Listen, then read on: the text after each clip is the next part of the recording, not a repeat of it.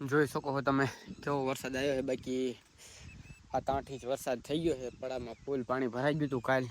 કાલનો વરસાદ રહી ગયો એટલે પછી પાણી બધું વહી ગયું છે.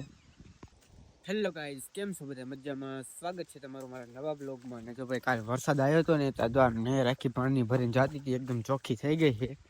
તો ભાઈ આ છે અમારી વાડી અને નહેરમાં પાણી જાજુ આવ્યું હતું ને તો અહીં આપણે વાડીનો છેડો તૂટી ગયો છે. પાણી કરી ગયું વાડીમાં. અત્યારમાં આવી ગયા છે અમે જો માર્ગમાંથી ગારો લઈ લઈને છેડો હાંધી જો પાણી આખો ખેતરમાં ભરાઈ ગયું છે. બે ને નાખ્યો પણ આ બધા નાખી